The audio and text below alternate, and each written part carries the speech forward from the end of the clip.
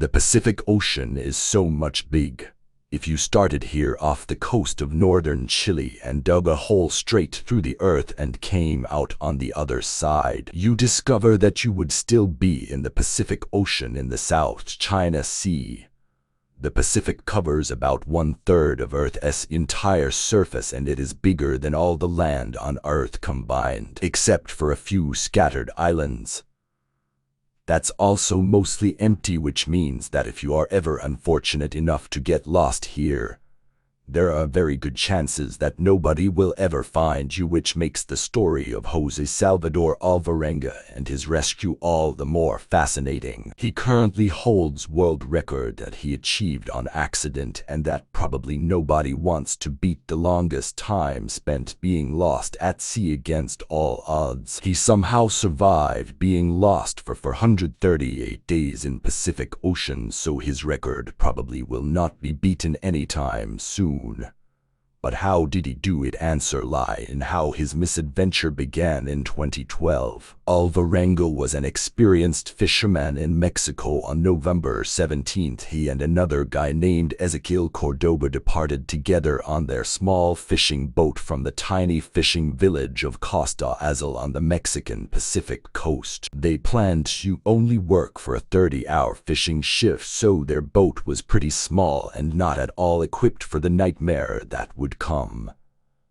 It was basically a canoe with no roof or cabin, was only 7 meters long, and only had one small motor and a refrigerator for storing their fish. They knew that a storm was coming near the area, but fishermen in these parts of Mexico can earn enough money in a day to support themselves for an entire week, so they decided to take their chances and traveled 120 kilometers away from the coast to work at 10 am. The storm was threatening to sink their boat. In panic, that the two men cut their fishing lines and dropped everything they catch and the most of their gear overboard to make themselves more maneuverable. They were 6 hours away from the coast, so they traveled through the storm and night in desperate attempt to get back by 7 am.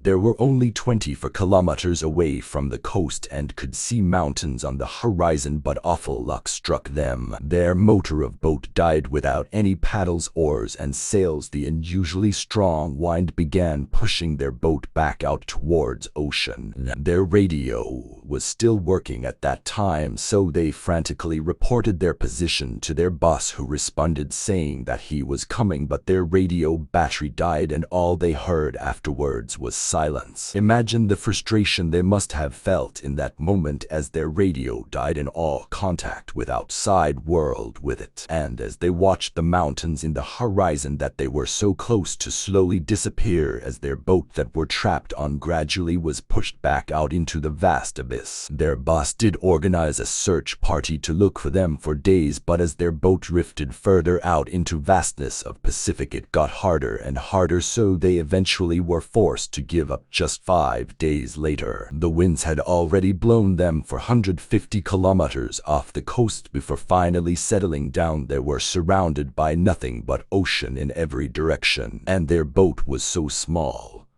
They knew that they probably would never be spotted from the air. They had no flare gun or another way to signal for their help other than by waving, so they knew that their chances of survival were going to be slim. They had no supplies left on board, so they were forced to catch tiny fish and birds that landed on their boat with bare hands for food.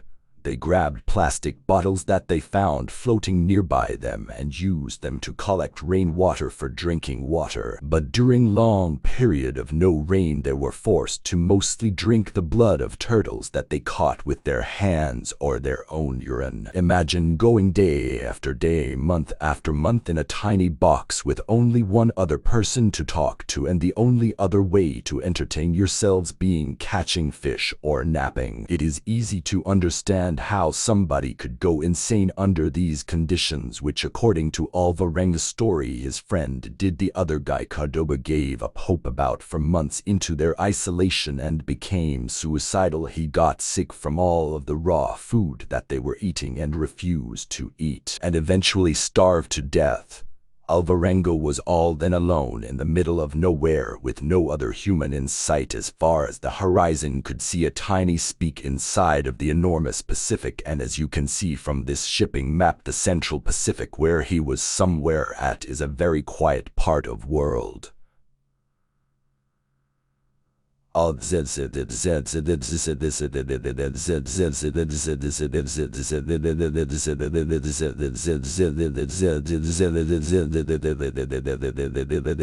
Ships rarely come through this area, but even still he claims to have encountered one. When he was alone, a cargo ship apparently passed right by him, and 4 men on board spotted him and waved, but they just kept moving past him and never even bothered to stop. Imagine how frustrated he would have been again.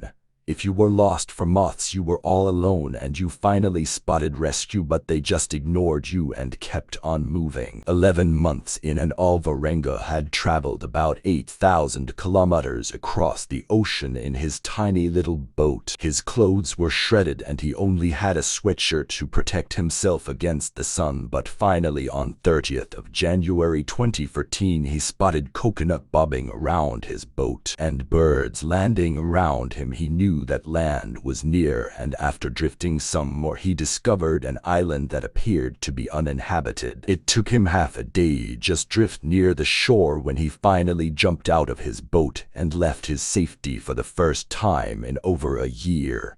He swam ashore and discovered a house. When he knocked, he made contact with the first other humans since he left his village in Mexico 438 days ago, and after travel nearly 11,000 kilometers. To put into perspective just how far away that is, imagine staying in a tiny boat in Lisbon, Portugal, and traveling less than 1 mile per hour until you drifted across the land to Hiroshima, Japan. Alvarenga ended up washing ashore on the Eben Atoll, which is southern tip of Marshall Islands and one of the most remote spots on the planet. If he had missed this spot, the next likely stop for him would have been the Philippines, nearly 5,000 more kilometers away, and since it took him 438 days to travel roughly 11,000 kilometers, it probably would have taken him about 240 more days to hit the Philippines. Fortunately for him, though, he somehow landed on this tiny